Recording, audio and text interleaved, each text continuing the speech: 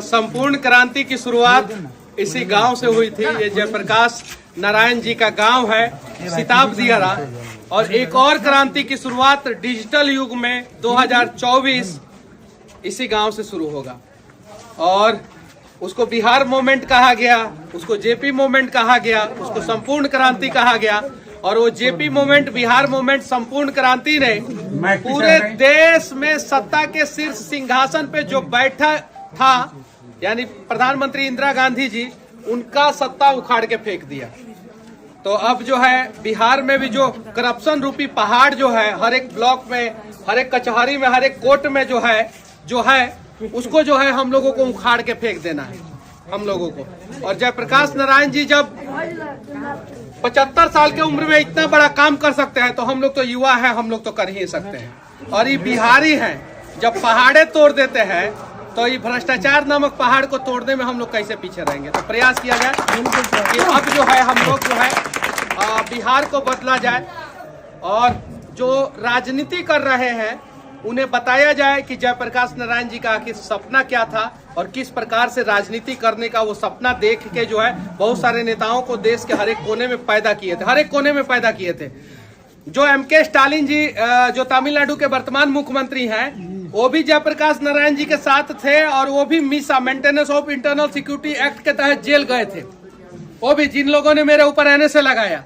और बिहार में जो तेजस्वी जी हैं, उनके पिताजी लालू प्रसाद यादव जी, वो भी इंदिरा गांधी के सरकार में जयप्रकाश नारायण जी के साथ थे, और इंदिरा गांधी जी के सरकार को उखाड़ फेंके थे। उनका भी साथ इनके साथ था, लालू जी। और लालू जी मीसा के अंतर्गत जेल गए थे, और जब जेल गए थे, जेल से आए तो उनको एक बेटी हुई जिनका नाम मीसा भारती रखा गया, आप सभी को पता है। तो लालू जी को ये दर्द पता था कि अगर मीसा के अंदर किसी को जेल में डाला जाता है तो उसको बड़ा दर्द होता है। तो लालू जी ने मुझे जेल में नहीं डलवाया था। लेकिन जिन लोगों को ये दर्द नहीं पता था, उन लोगों ने मुझे जेल में डलवाया। मैंने जब जेल से निकला था तब भी मैंने कहा था कि मेरे ऊपर एक एफआईआर हो रहा था, तो लालू जी ने मना किया कि नहीं एफआईआर होना चाहिए, क्योंकि वो जेल में गए थे और उन्हें ये दर्द का एहसास था। लेकिन हर राजा का बेटा जो है वो उतना अच्छा सोच वाला नहीं हो सकता है। इंद्र का बेटा जो था वो भी जो है निरंकुश था, सही है कि नहीं है? तो बहुत सारे लोग निरंकुश हो जाते हैं, और वो बेवजह जो है बहुत सारे लोगों को जेल में डालते हैं, बेवजह। और इस देश में सबसे ज्यादा अगर फर्जी एफआईआर कहीं होता है तो बिहार में। और उस फर्जी एफआईआर में कौन से जाति के लोग सबसे ज्यादा फंसते हैं वो आप सभी को पता है। डेटा जो है सरकार सार्वजनिक नहीं करेगा, कर देगा तो बवाल हो जाएगा। सही है कि नहीं भैया? सही है ना? अभी पिछला सरकार जो था ना, जिन लोगों का सरकार अपने आप को कहता था, वही बेचारे लोग सबसे ज्यादा जेल में, बेऊर में मैंने देखा, उन्हीं को मानने वाले लोग सबसे ज्यादा बेऊर जेल में जो है कष्ट काट रहे हैं। अब जाके पता कर लीजिएगा कि मनीषवा गलत बोल रहा है कि सही बोल रहा है। वो लोग भी आते थे, कहते थे कि मनीष, सरकार में तो हम ही लोगों का है उप मुख्यमंत्री, लेकिन हम लोग जेल में सड़ रहे हैं। वो लोग भी आके कहते थे। और बेऊर जेल का जाके डेटा उठा लीजिए लोग। हम भाई किसी जाति पे जो है हम कुछ टिप्पणी नहीं कर रहे हैं, हम हकीकत बता रहे हैं कि कौन से जाति के लोग सबसे ज्यादा जेल में बंद है। और बेवजह निर्दोष फर्जी एफआईआर में 75% निर्दोष है। तो ये सारी चीजें समझा जाए हम लोग, और सब लोग समझ के जो है ना बचाया जाए सब। अगर आपके माता पिता, बच्चे अगर कोई जेल में चले जाते हैं, निर्दोष चले जाते हैं, तो बड़ा दुख होता है।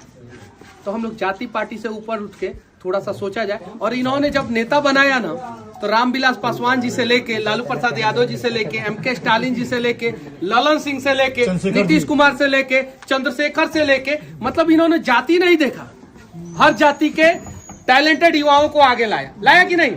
और इन्होंने अपने परिवार को लाया क्या आगे? नहीं लाया क्या? नहीं। लेकिन हर जाति में जो टैलेंटेड थे, लालू जी टैलेंटेड थे उस समय, इन्होंने लाया, हाथ पकड़ के जयप्रकाश जी ने लालू जी को आगे लाया। नीतीश जी उस समय टैलेंटेड थे, लाया इन्होंने। मुलायम सिंह यादव जी को लाया इन्होंने, शरद पवार को लाया ना।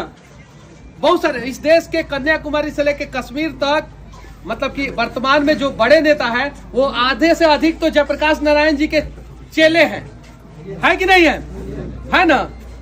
और वो चेलों के जो बच्चे हुए ना, वो राजधर्म भूल गए।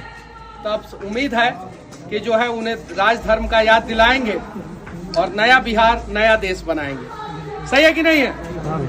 और अगर मेरे से कुछ गलती हो गई हो तो मैं माफी चाहता हूँ। नहीं। और मैंने जूता नीचे खोल के यहाँ पे चढ़ाया, और कोई अगर समझे कि पॉलिटिकल स्टंट है तो भाई आपको जो समझना है समझिए, लेकिन बिहार के हक की बात करना अगर पॉलिटिकल स्टंट है तो ये स्टंट हमें मंजूर है।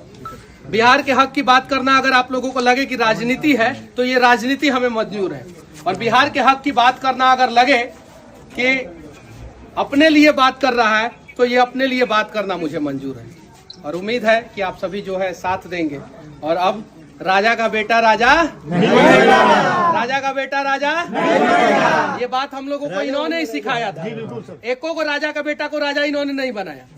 सब गरीब टैलेंटेड लोगों को जो है आगे लेके आए और उनको जो है विधानसभा और लोकसभा में घुसा दिए और बहुत सारे लोगों को मुख्यमंत्री बना दिए। बनाए कि नहीं जयप्रकाश नारायण जी? लेकिन वही लोग मुख्यमंत्री बनने के बाद जो है खुद को राजा समझने लगे और अपने बच्चे को जो है राज तिलक की तैयारी करवाने लगे। तो अब आप लोगों में से कोई ना कोई राजा बनेगा, सही है कि नहीं है? और जब हम लोगों में से कोई राजा बनेगा तब जो है बिहार अच्छे से चलेगा। बस।